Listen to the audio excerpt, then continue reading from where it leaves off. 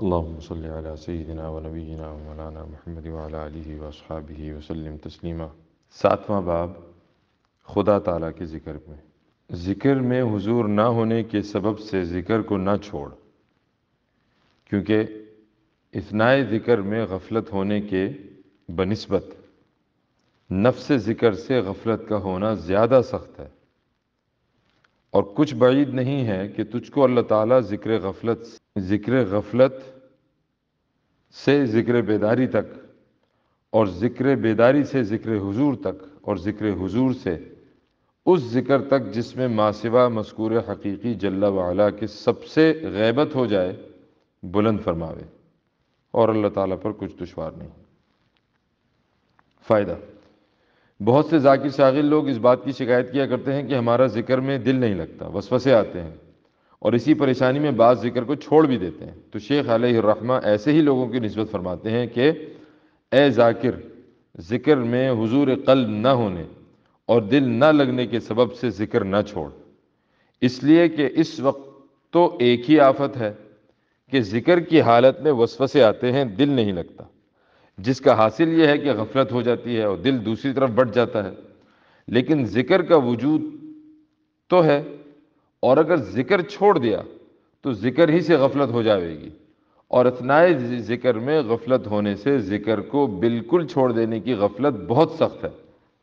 اس لیے کہ ذکر اگرچہ غفلت کے ساتھ ہو، اس سے تو بہرحال بدرجہ بہتر ہے کہ بالکل ذکر نہ ہو، کہ پہلی صورت میں گو قلب غافل ہے لیکن زبان تو مشغول ہے، اور دوسری صورت میں نہ زبان سے ہی ذکر ہوا اور نہ دل سے، اور زبانی ذکر بھی بہت بڑی دولت ہے کہ اگر زبان کو دوزخ سے نجات ہو گئی تو کیا بقیہ اعضاء کو نہ ہوگی۔ اور آگے ہمت بڑھانے کے لیے فرماتے ہیں کہ کیا بعید ہے کہ تجھ کو اللہ تعالیٰ اس غفلت آمیز ذکر سے کہ جس میں دل وساوس میں لگ جاتا ہے، بلند فرماوے، اور ان وساوس کو دور فرما کر بیداری کا ذکر میسر فرماوے کہ جس میں قلب وساوس نفسانیہ کی طرف نہ جاوے، اور ذکر زبانی کے وقت قلب بیدار ہو، اور ذکر زبانی کی طرف اس کو توجہ ہو، یعنی ذکر زبانی میں دل لگنے لگے، اور پھر اس سے آگے اور ترقی عنایت فرمائے کہ ذکر بیداری سے اس ذکر کی طرف بلند فرماوے کہ جس کے ساتھ حضور بھی ہو،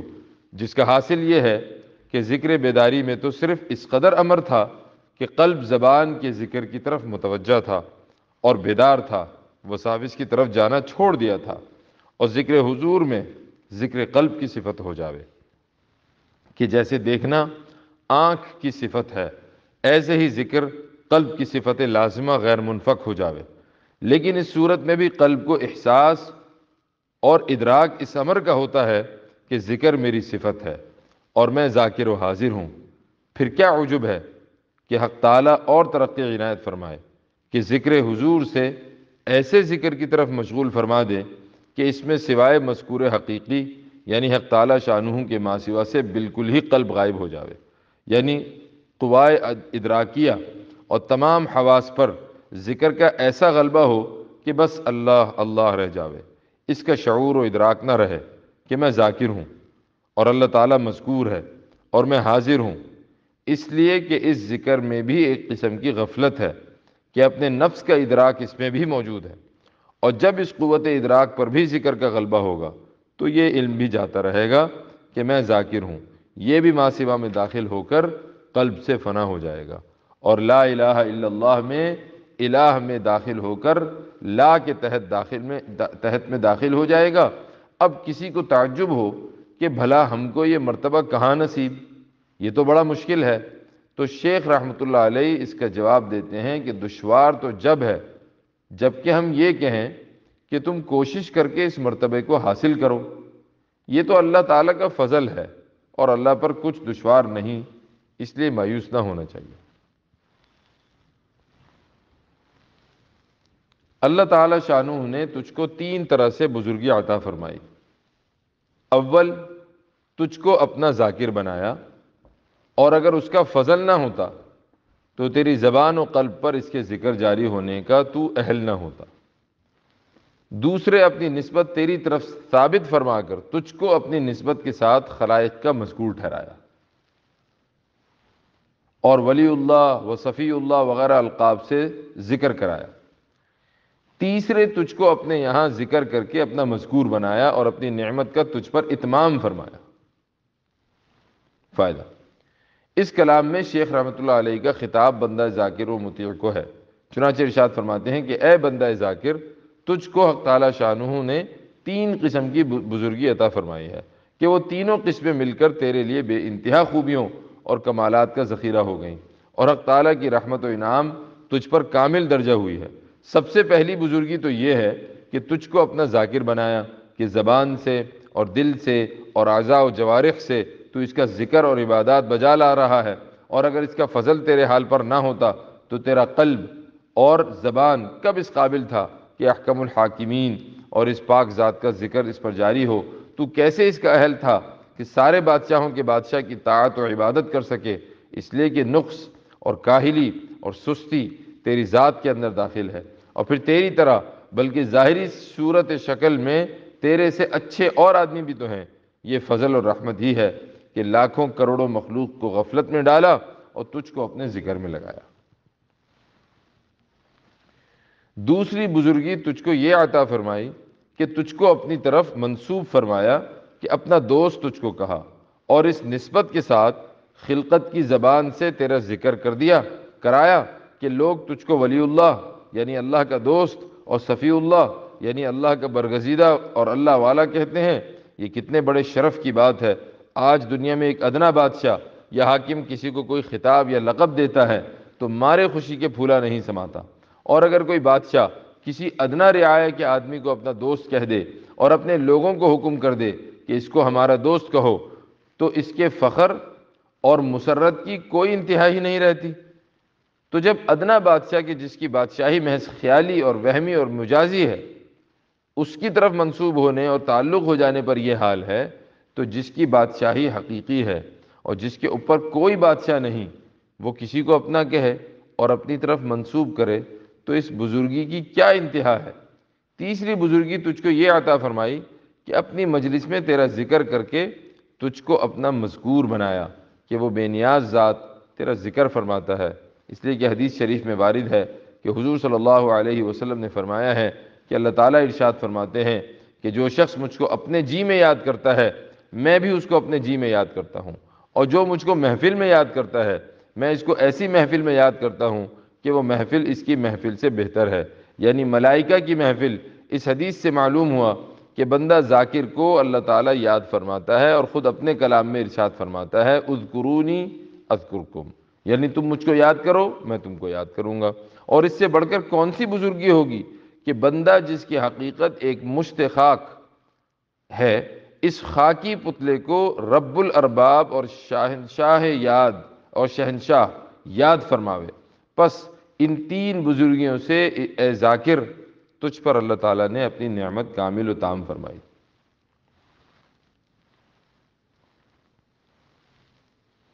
ظاہر ذکر بدون باطنی مشاہدہ و فکر کے نہیں ہوتا ہے۔ فائدہ، بندے سے جو طاعت و عبادت و ذکر اس عالم میں ظاہر ہوتی ہے وہ بدون اس کے نہیں ہوتی کہ بندے کے اس عالم میں آنے سے پہلے اس کی روح کو حق تعالیٰ نے اپنی وحدانیت و حقائق کا مشاہدہ نہ کرایا ہو، بلکہ جو بندہ طاعت و عبادت و ذکر کرتا ہے اس کی روح پہلے سے باطنی مشاہدہ کر چکی ہے، اس کا اثر اس عالم میں ظاہر ہوتا ہے، گو اس بندے کو اس کی خبر نہ ہو۔ اور وجہ اس خبر نہ ہونے کی یہ ہے کہ اس عالم میں جب روح اس جسم کی مقید ہوئی تو اس جسم کے عوارض کا اس پر غلبہ ہوتا ہے اور اس عالم کے واقعات سے بے خبر ہو جاتی ہے، اور جس کو حق تعالیٰ چاہتے ہیں اس کو اس کا علم بھی عطا فرما دیتے ہیں اور موانع کو اٹھا دیتے ہیں۔ 8واں باب فکر کے بیان میں۔ قلب کا سیر کرنا اغیار یعنی مخلوقات کے وسیع میدانوں میں فکر ہے۔ فائدہ، اغیار سے مراد خالق کے سوا جو مخلوقات ہے، آسمان سے زمین تک جو مخلوقات کی انواع ہیں ان کو میدان سے تشبیہ دی ہے۔ فکر کی حقیقت قلب کا ان میدانوں میں گھومنا ہے، اور ان میدانوں میں گھومنے سے یہ مراد ہے کہ مخلوقات الہیہ میں حق تعالیٰ کی قدرت کے کرشموں اور عجیب و غریب تصرفات کا جو ہر وقت ہوتے رہتے ہیں مشاہدہ کرے کہ کوئی مرتا ہے، کوئی جیتا ہے، کوئی فقیر ہے، کوئی غنی ہے، اور اس عالم کے ان عجائبات سے عبرت حاصل کرے، اور نیز حق تعالیٰ کی صفات کمال و جمال و جلال کا مطالعہ کرے۔ یہ فکر اس کو خالق تک پہنچائے گا، اور اس کا یقین کامل ہوگا کہ میرا خالق بڑا علیم، حکیم اور جلال و عظمت والا ہے۔ ایسے ہی فکر کا ہم کو حکم ہے، اور خالق کی ذات میں فکر سے ہم کو منع کیا گیا ہے، اس لیے کہ ہمارے فکر کی وہاں رسائی نہیں، اس میں خوف دائرہ دین سے نکل جانے اور مردود ہونے کا ہے۔ نعوذ باللہ منہ، خالق کے متعلق بس اس قدر ایمان رکھے جس قدر بتلا دیا گیا ہے، اور طاعات و معاصی میں فکر کرے کہ فلاں طاعت کا یہ ثواب ہے اور فلاں معصیت پر یہ عذاب ہے، اور نیز حق تعالیٰ کی نعمتوں میں فکر کرے کہ مجھ پر کس قدر نعمتیں اس منعم حقیقی کی ہیں، اور دنیا و ما فیہا کے فنا ہونے میں فکر کرے۔ یہ سب فکر کی قسمیں مقصود، محمود و مأمور بھی ہیں۔ فکر قلب کا چراغ ہے، جب وہ نہ رہے گا تو قلب کی روشنی بھی جاتی رہے گی۔ فائدہ، فکر جس کی حقیقت اوپر بیان کی گئی ہے قلب کے لیے بمنزلہ چراغ کے ہے، اور قلب بدون فکر کے مثل اندھیری کوٹھری کے ہے کہ بدون شمع و چراغ کے کچھ علم نہیں ہوتا کہ اس میں کیا ہے۔ اسی طرح بدون فکر کے کسی شے کی حقیقت معلوم نہیں ہوتی، اور جب فکر کرے گا تو اس سے حقائق اشیاء قلب پر منکشف ہوں گی، اور حق کا حق ہونا اور باطل کا باطل ہونا اور دنیا کا فانی ہونا اور آخرت کا باقی ہونا کھلی آنکھوں معلوم ہوگا، اور حق تعالیٰ کی عظمت و جلال اور اس کا قہار و جبار و منعم حقیقی ہونے کا مشاہدہ ہوگا، اور نیز اپنے نفس کے مخفی عیوب اور نفس کے ہیلے بہانے اور دنیا کا جائے غرور ہونا مفصل معلوم ہوگا کہ فکر جاتا رہا تو قلب مثل اندھیری کوٹھری کے رہ جاوے گا، کسی شے کی اس کو تمیز نہ رہے گی۔ فکر دو طرح ہے،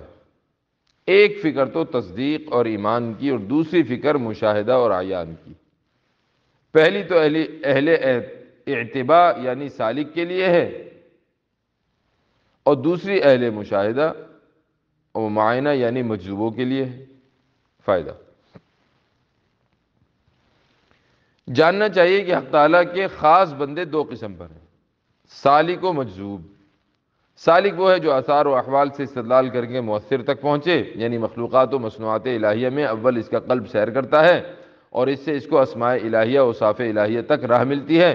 مثلا مخلوقات کو دیکھا کہ گناہ کر رہے ہیں، کفر کر رہے ہیں، اور سزا نہیں ملتی، تو اس کی جزیات میں فکر کرنے سے اس کے قلب کو مشاہدہ ہوا کہ وہ حلیم ہے، اور حلم اس کی صفت ہے۔ مثلا اشیاء کے حسن و جمال و موزونیت و صنعت کو دیکھ کر اس کے حکیم ہونے کا مشاہدہ ہوا، پھر اسماء و صفات میں مشاہدہ کرتا رہتا ہے، حتیٰ کہ قلب کو ذات پاک تک راہ مل جاتی ہے۔ تو یہ شخص آثار سے استدلال کر کے مؤثر یعنی ذات تک پہنچا، اور مجذوب وہ ہے کہ مؤثر سے استدلال کر کے آثار پر پہنچے، یعنی اول اس کے قلب کو ذات پاک کا مشاہدہ کرایا جاتا ہے، پھر اس سے واپس کیا جاتا ہے اور صفات و اسماء کے اندر سیر کرتا ہے، اور پھر اس سے مخلوقات و مصنوعات کی سیر میں آتا ہے۔ پس سالک تو نیچے سے اوپر کو لے جایا جاتا ہے، اور مجذوب اوپر سے نیچے کو اتارا جاتا ہے، مگر یہ حال ان کا ہے جن کے حال کی تکمیل اللہ تعالیٰ کو منظور ہوتی ہے، ورنہ بعض جذبی کی حالت میں رہتے ہیں اور بعض سالک درمیان ہی میں رہ جاتے ہیں۔ اس کے بعد سمجھو کہ شیخ رحمۃ اللہ علیہ فرماتے ہیں کہ فکر جس کی حقیقت مخلوقات کے میدانوں میں گھومنا ہے دو قسم پر ہے، اول فکر تصدیق اور ایمان کی، یعنی وہ فکر جس کا منشا تصدیق اور ایمان ہے اور محض اللہ اور رسول کو سچا جاننے اور مؤمن ہونے سے پیدا ہوا ہے، معائنہ و مشاہدہ سے پیدا نہیں ہوا۔ یہ فکر سالکوں کا ہے کہ مخلوقات و مصنوعات الہیہ میں فکر اور استدلال کر کے خالق تک پہنچتے ہیں، اور اس فکر کا منشا ایمان ہے۔ دوسرا فکر مشاہدہ اور معائنہ کا، یعنی اس کا منشا مشاہدہ و معائنہ ذات پاک کا ہے، صرف ایمان و تصدیق اس کا سبب نہیں ہے کہ وہ خالق تعالی شانہ کے مشاہدہ و معائنہ سے فکر کرتے کرتے مخلوقات و مصنوعات تک پہنچتے ہیں۔ سالک کے علم کا حاصل یہ ہوگا کہ یہ شے مصنوع اور مخلوق ہے، تو ضروری ہے کہ اس کا خالق و صانع بھی ہے، تو اس کی نظر قلب اول مخلوق پر ہوئی، اس کے بعد خالق و صانع کا مشاہدہ ہوا، اور مجذوب کے علم کا خلاصہ یہ ہوگا کہ خالق و صانع و رحمان و رحیم موجود ہے، لہٰذا مخلوق و مصنوع وہ مرحوم بھی ہے، تو اس کی نظر قلب اول خالق پر ہوتی ہے اور اس سے استدلال کر کے مخلوق تک پہنچتا ہے۔ اسی واسطے سالک ہوش و حواس والا ہوتا ہے اور مجذوب سے اکثر حرکات خلاف عقل ہوتی ہیں، لیکن سمجھ لینا چاہیے کہ یہ سب علوم قلبی، ذوقی و وجدانی و ذہبی ہیں، علم ظاہری اور کسب سے اس کا تعلق نہیں ہے۔ نواں باب زہد اور اس کی فضیلت کے بیان میں، جو عمل تارک الدنیا کے قلب سے ہو وہ تھوڑا نہیں، اور جو عمل دنیا کے حریص خدا تعالیٰ سے غافل کے قلب سے ہو وہ زیادہ نہیں۔ فائدہ، جب تک انسان کے اندر حب دنیا اور جاہ کا غلبہ رہتا ہے، اس کے نیک اعمال کے اندر اخلاص نہیں پیدا ہوتا۔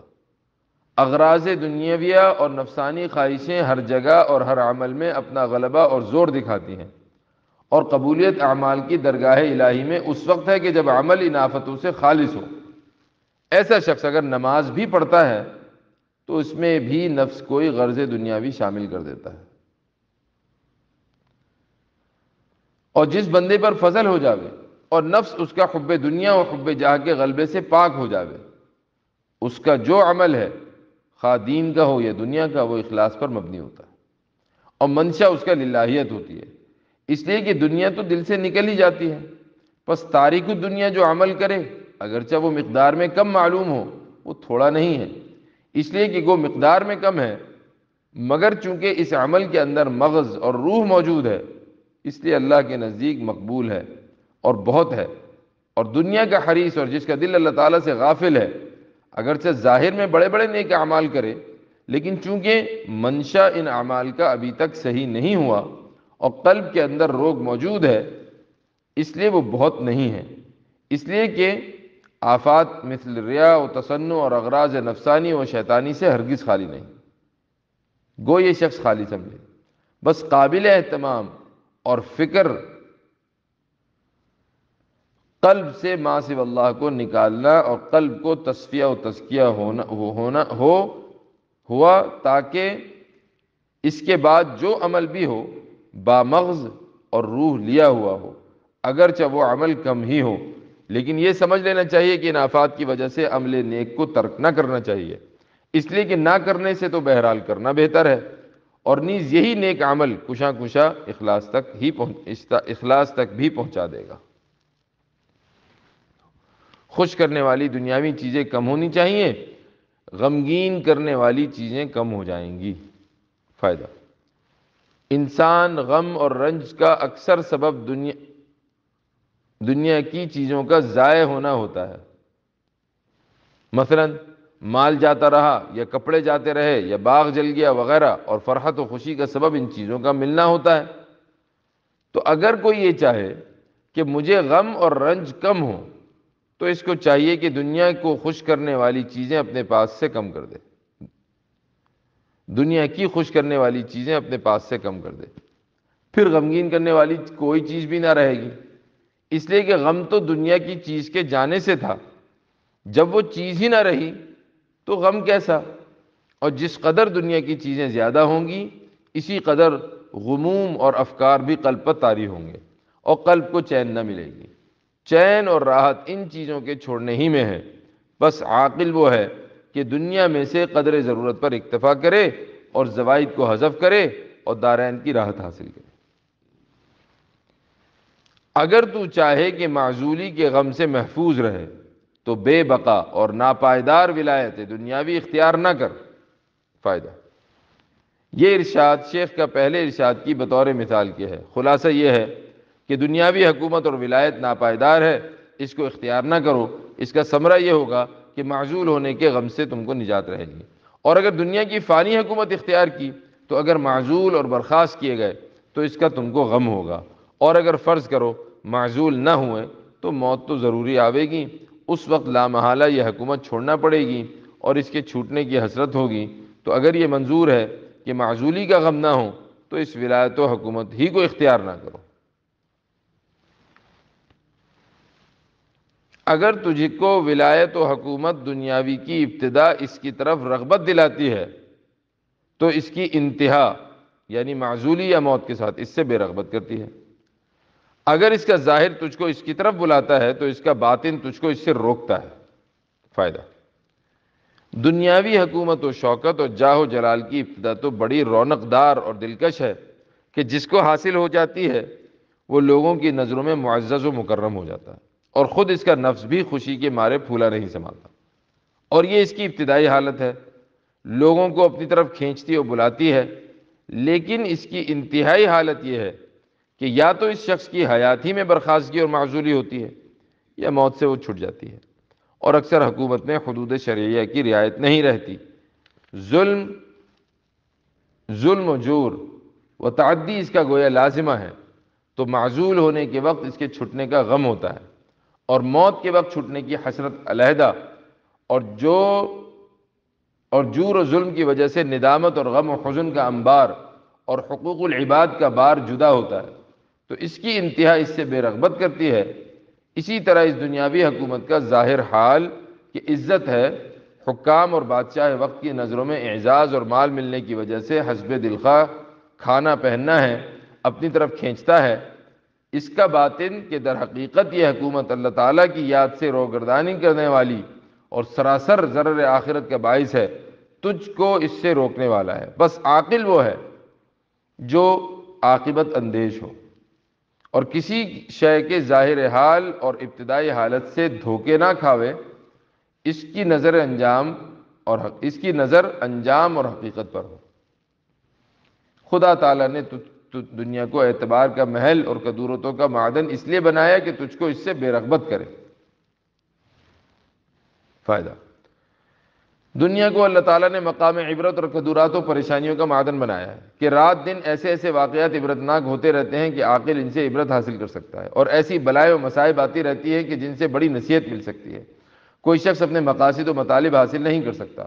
آدمی چاہتا ہے کہ میں تندرست رہوں، لیکن امراض اس کو نہیں چھوڑتے۔ چاہتا ہے کہ مال ملے، لیکن بجائے اس کے تنگ دستی اور افلاس ہوتی ہے۔ چاہتا ہے کہ اولاد ملے، لیکن اسی کے غم میں عمر گزر جاتی ہے، یا اولاد ہوتی ہے اور سامنے گزر جاتی ہے۔ غرض دنیا تشویشات و قدورتوں سے پر ہے، لیکن اس میں حق تعالیٰ کی بڑی رحمت ہے کہ ان حوادث و مصائب و عبرتوں سے آدمی اس سے بے رغبت ہو جاتا ہے، اور اس کو ایسا بنانے میں یہی حکمت ہے تاکہ اپنے بندوں کو اس مراد سے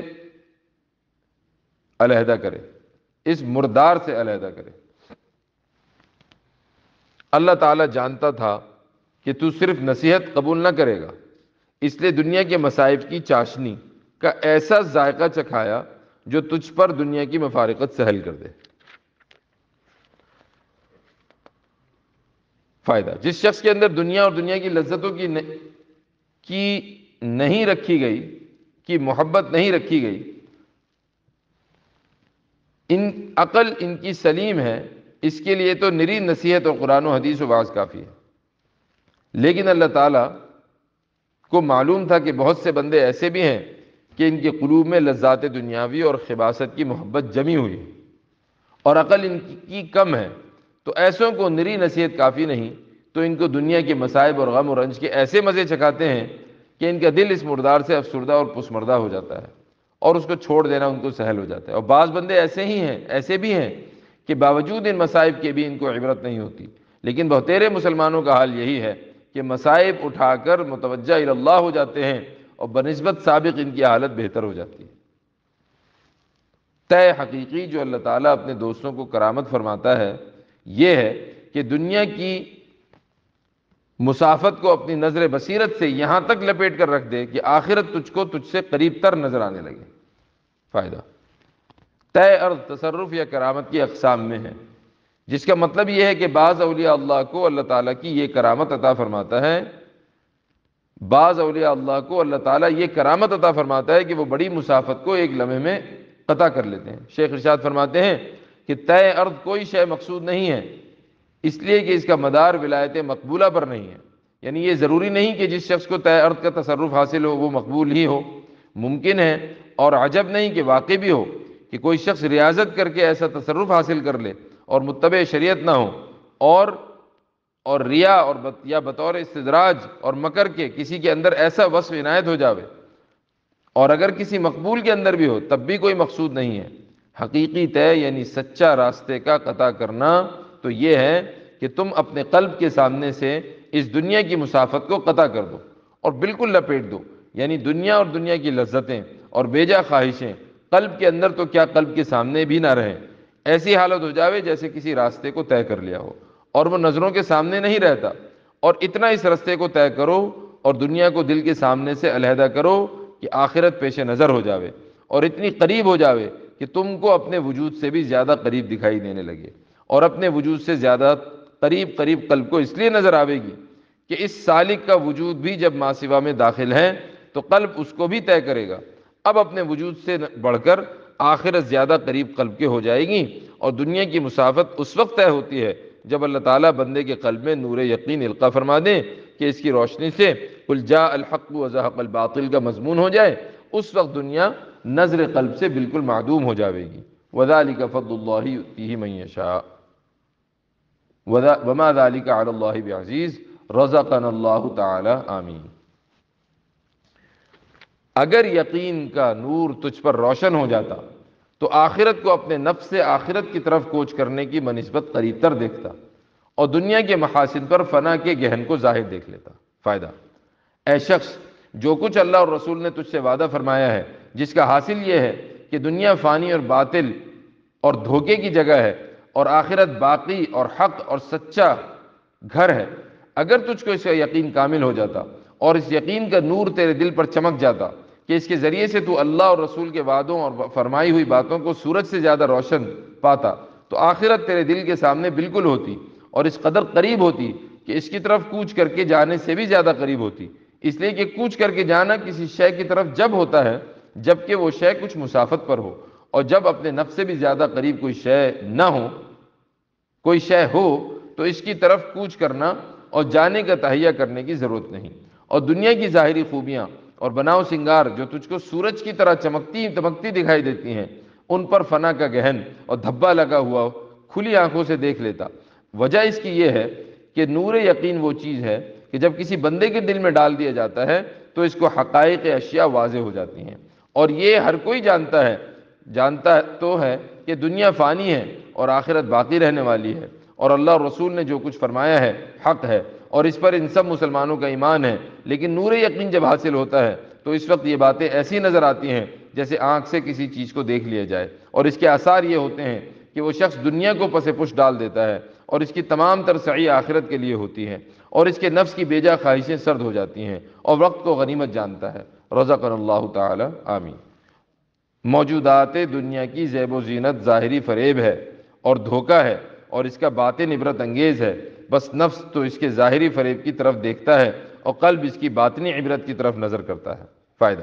دنیا کی تمام چیزوں کی زیب و زینت ظاہری فریب اور دھوکہ ہے کہ نفس دھوکے میں آ کر ان چیزوں کے پیچھے پڑتا ہے اور آخرت کو بھول جاتا ہے، اور باطن در حقیقت ان چیزوں کی عبرتناک ہے، اور باطن اور حقیقت ان چیزوں کی عبرتناک ہے، اور یہ مضمون دنیا کی ہر شے میں ظاہر ہوتا ہے۔ دیکھو کہ وہ کھانا جس کو سروں پر رکھ کر لاتے ہیں، دسترخوان پر چنا جاتا ہے کہ ایسا اچھا معلوم ہوتا ہے، لیکن جب کھا لیتے ہیں تو اس کی حقیقت ایسی منقلب ہو جاتی ہے کہ اس کی طرف دیکھا بھی نہیں جاتا۔ علی ھذا ہر شے کو دیکھو کہ ظاہر اس کا چکنا چپڑا مزین ہے اور انجام اور حقیقت اس کی کچھ بھی نہیں ہے، پس نفس تو اس کی ظاہری چمک دمک دیکھ کر اس پر فریفتہ اور شیدا ہوتا ہے، اور اس قدر فریفتگی اس پر بڑھتی رہتی ہے کہ دین اور شریعت کو بھی پس پش ڈال دیتا ہے، اور قلب سلیم اس کی حقیقت کے فنا ہونا ہے اور باطنی عبرت کو دیکھتا ہے، تو اگر توفیق الہی شامل حال ہے اور عقل سلیم اس بندے کو عطا ہوئی ہے تو نفس کو اس ظاہری چمک دمک سے روکتا ہے اور اس کا فنا ہونا اور لاشے ہونا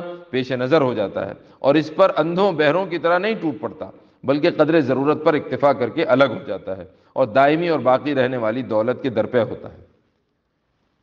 اگر تو دائمی عزت کا خواہاں ہے تو فانی عزت کو اختیار نہ کر۔ فائدہ: دنیا کی عزت کی حقیقت مال اور جاہ ہے، اور یہ دونوں چیزیں یا تو زندگی ہی میں آدمی سے جدا ہو جاتی ہیں اور یا آدمی ان سے جدا ہو جاتا ہے، غرض یہ عزت فنا ہونے والی ہے۔ تو اگر تو نے ان چیزوں سے عزت حاصل کی، یعنی دنیا کا مال اور مرتبہ اختیار کیا اور اپنے مولا سے غافل رہا، تو اس تیری عزت کو بقا نہیں، اس لیے کہ جس شے سے عزت حاصل کی ہے وہ خود فانی ہے، اور سچی اور باقی رہنے والی عزت یہ ہے کہ انسان کے قلب کو اسباب دنیاوی سے تعلق نہ ہو اور قلب باقی رہنے والی ذات پاک کے تعلق کے ساتھ غنی ہو۔ اگر ہفتے اقلیم کی سلطنت بھی دی جائے تو قلب اس سے بھی بے نیاز ہو، اس لیے کہ ہفتے اقلیم کی سلطنت احکم الحاکمین کے تعلق کے سامنے پرے پرے پشپا کے برابر بھی نہیں۔ دیکھو اگر بادشاہ وقت کے ساتھ کسی کو تعلق دوستی کا ہو تو اس کی نظروں میں اس تعلق کے سامنے مال و دولت کی کچھ بھی قدر نہیں رہتی، پس یہ عزت اگر کسی کو درکار ہو تو عزت فانیہ کو چھوڑ دے، اور یہ سچی عزت زندگی میں بھی اس کے ساتھ ہے اور مرنے کے بعد تو اس کا ظہور تام و کامل ہو ہی گا۔ وآخر دعوانا الحمدللہ رب العالمین۔